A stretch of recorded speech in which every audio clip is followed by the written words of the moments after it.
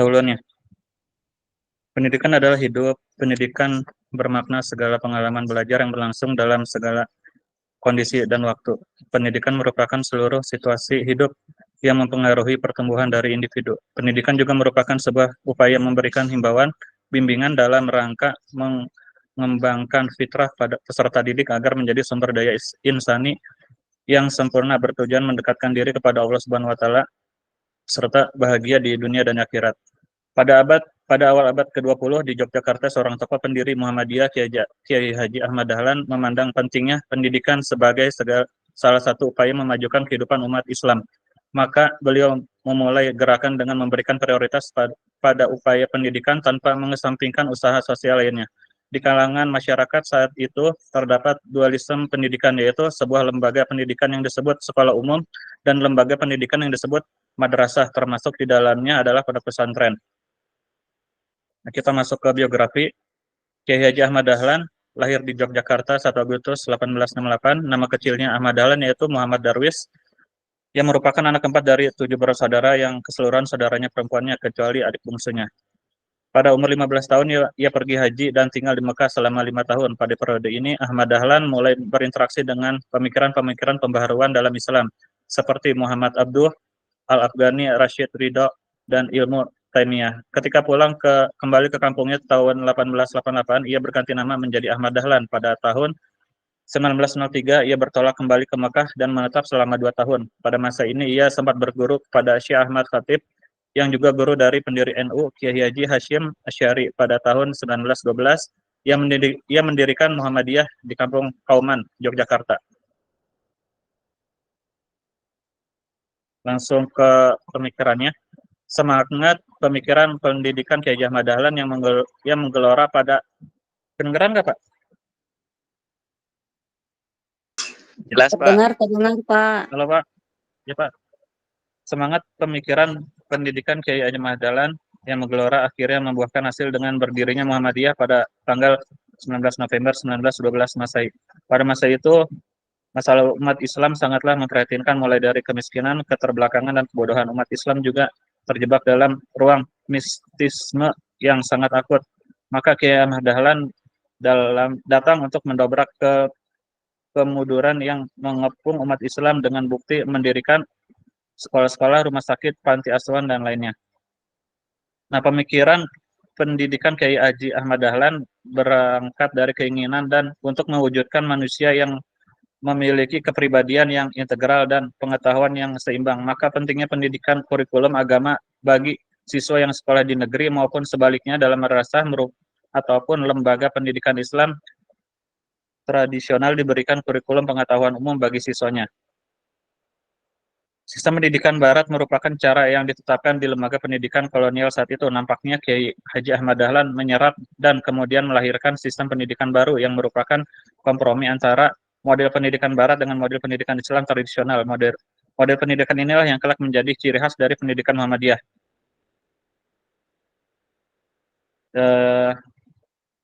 Pola pendidikan terjadi di Indonesia.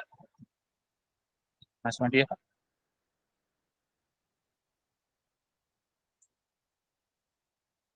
Nah, Kiai Haji Ahmad Dahlan juga memiliki peran dalam lembaga pendidikan non-formal dengan keikutsertaannya menjadi anggota Budi Utomo. Dalam hal ini memberikan kesempatan berdakwah kepada anggotanya. Tahun 1917 beliau juga mengadakan pengajian malam Jumat sebagai forum dialog dan tukar pikiran warga Muhammadiyah dengan warga masyarakat lainnya, yang dari forum ini lahir Korps Mubalik Keliling dan satuan kerja yang tugasnya menyantuni dan memperbaiki kehidupan, yaitu yatim piatu dan orang-orang yang terkena musibah. Setahun kemudian Kiai Haji Ahmad Dahlan mendirikan organisasi kepanduan yang diberikan nama Hizbulaton. Nah, kurikulum pendidikan Kiai Haji Ahmad Dahlan. Dalam masa awal belum ditentukan persentase antara pelajaran agama dan umum di lembaga pendidikan yang didirikan Kiai Haji Ahmad Dahlan.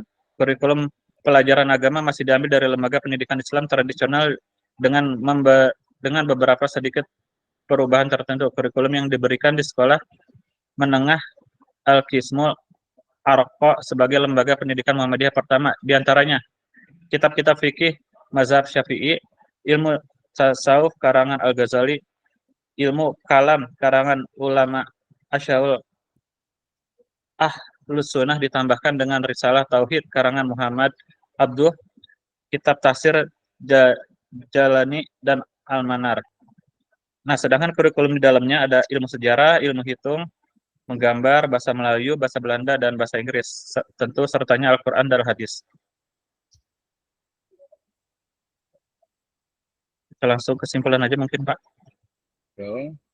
Sebuah sistem pendidikan yang dirintis Kyai Haji Ahmad Dahlan terus berkembang sampai zaman kemerdekaan dan menjadi sistem pendidikan nasional dalam Undang-Undang Nomor 4 tahun 1850 tentang dasar-dasar pendidikan dan pengajaran di sekolah yang merupakan undang pertama mengenai pendidikan di Indonesia dengan jelas mencantumkan pelajaran agama di sekolah negeri. Sebagai bukti bahwa Kyai Haji Ahmad Dahlan bahwa usaha Kyai Haji Ahmad Dahlan agar di sekolah umum diberikan kurikulum agama telah membuahkan hasil.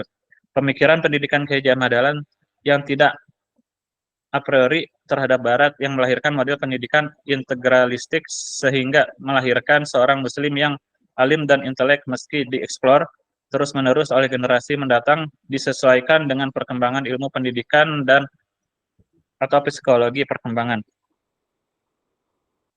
Mungkin daftar isinya saya daftar pusaka dari internet aja ya, Pak.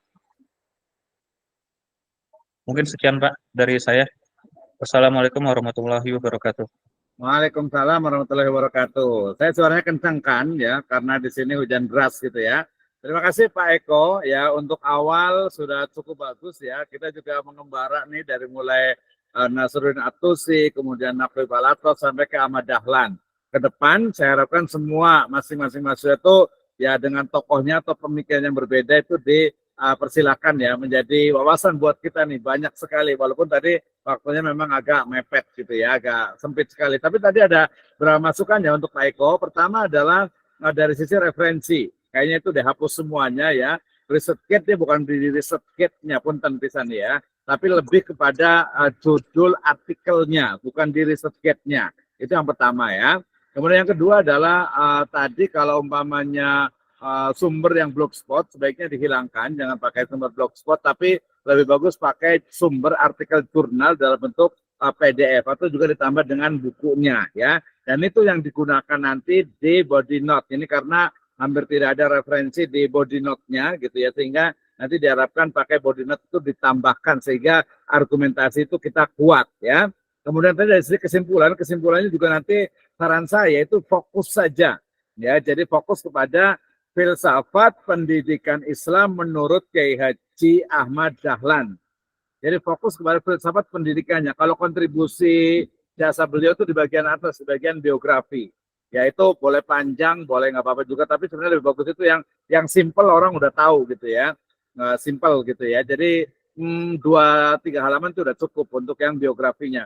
2 halaman lah udah cukup biografi itu ya. Nah, fokus kepada pemikiran pendidikan agama Islam tadi itu tentang mungkin integrasi antara Barat dengan Islam, kemudian seperti apa tentang nilai-nilai pendidikan agama Islam, tujuannya, ya kurikulumnya, nah, itu yang penting justru itu ya. Jadi nanti judulnya boleh fokus kepada filsafat pendidikan Islam Kyai Haji Ahmad Dahlan, itu ya.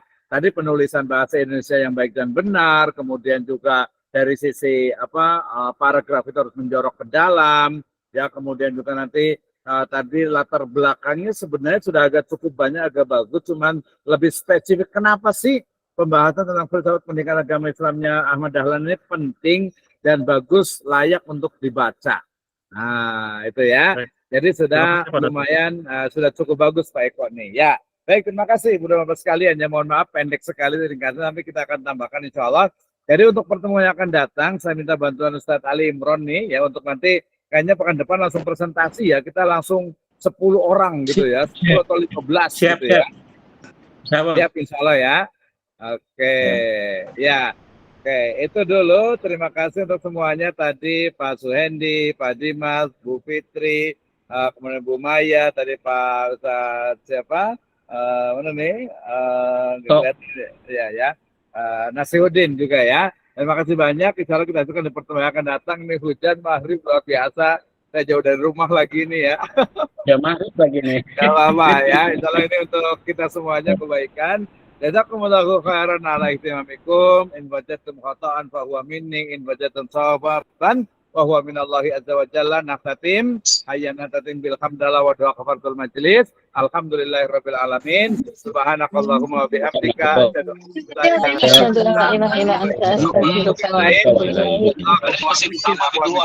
Wassalamualaikum warahmatullahi wabarakatuh.